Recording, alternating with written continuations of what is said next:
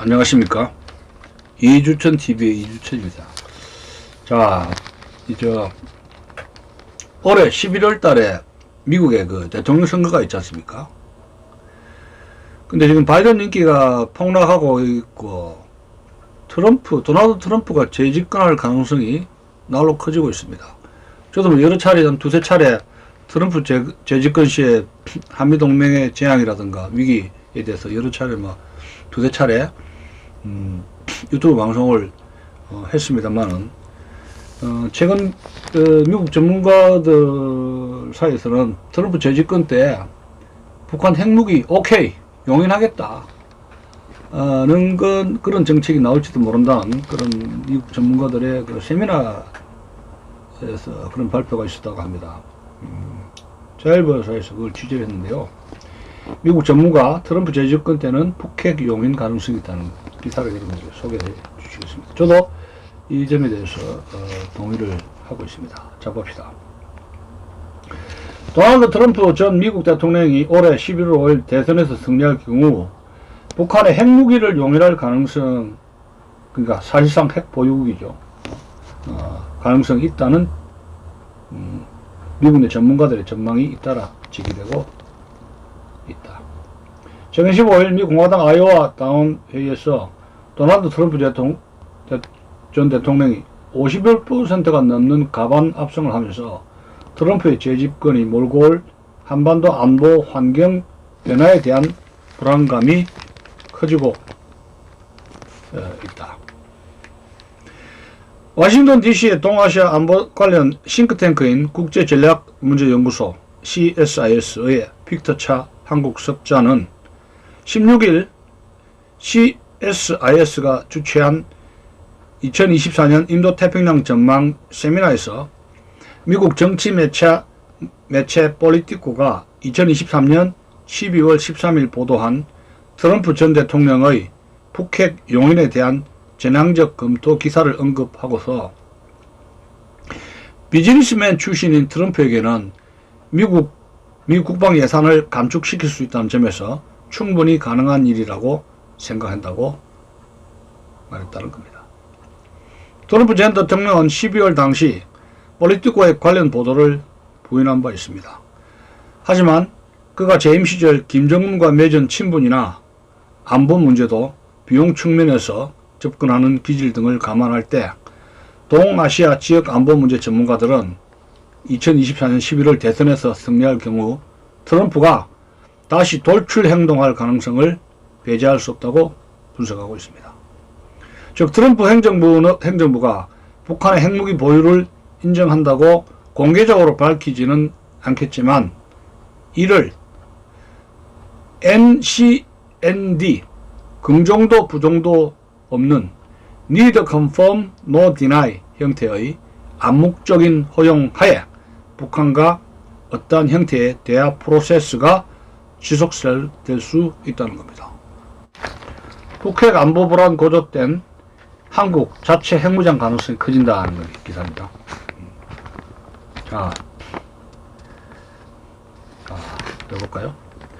폴리티코의 알렉산더 워드 기자는 작년 12월 13일에 트럼프 전 대통령이 재집권하면 소위 리틀 로켓맨인 김정은의 핵무기 개발 중단을 대가로 대북 경제 제재를 완화하는 거래를 구상하고 있다고 보도한 바가 있습니다. 그러니까 북한의 김정은이 핵무기 개발을 포기하는 게 아니라 핵무기 개발 그 상태를 그 현상 유지를 더 이상 어드밴스 발전 없이 그 상태만 유지를 하면 중단한다면 있는 그대로로 중단한다면 대북 경제 제재 완화할 수 있다. 그런 거래를 구상하고 있다고 보도한 바 있다는 겁니다.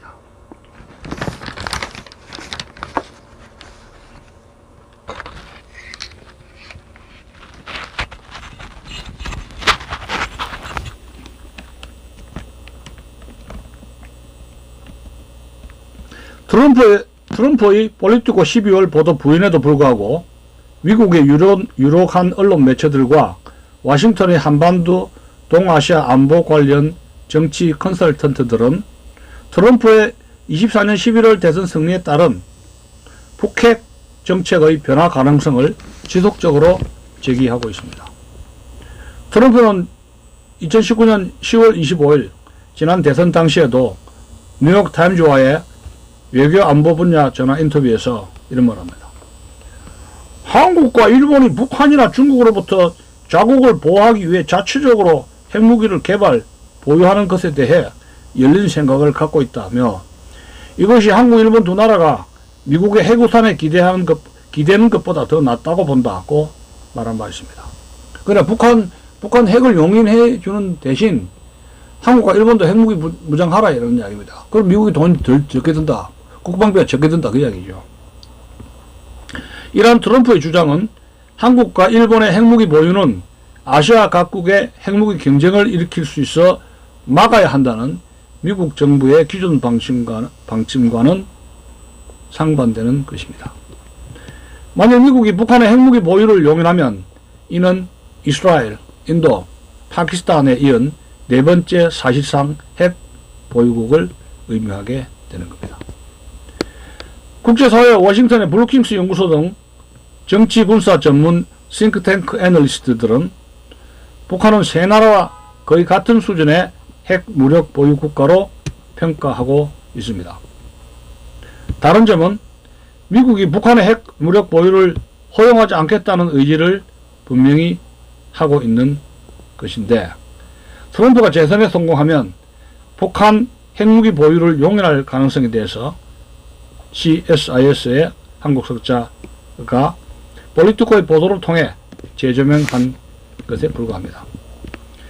트럼프의 참모들은 최종 목표로서 북한의 비핵화를 절대 포기할 수 없다고는 말하고 있습니다.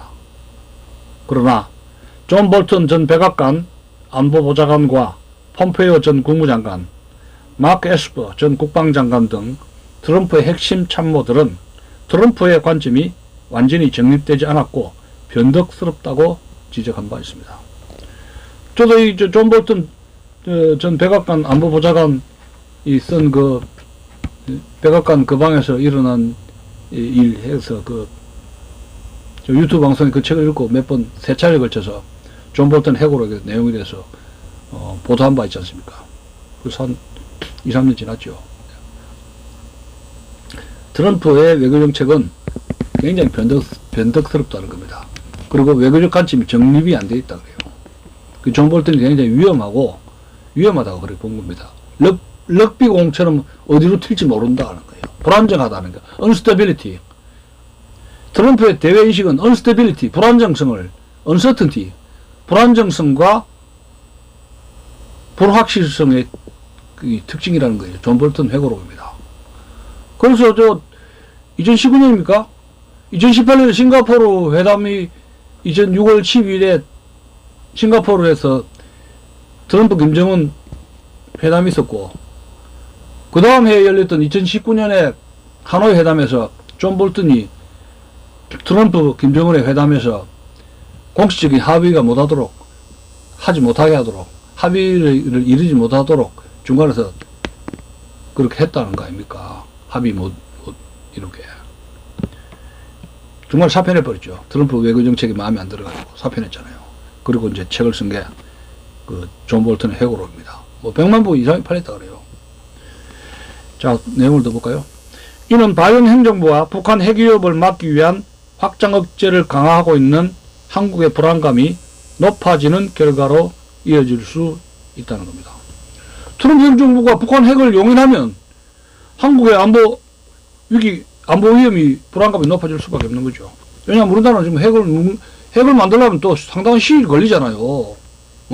그동안에 한 2, 3년 더 걸릴 텐데 안보 불안이 있을 수밖에 없죠.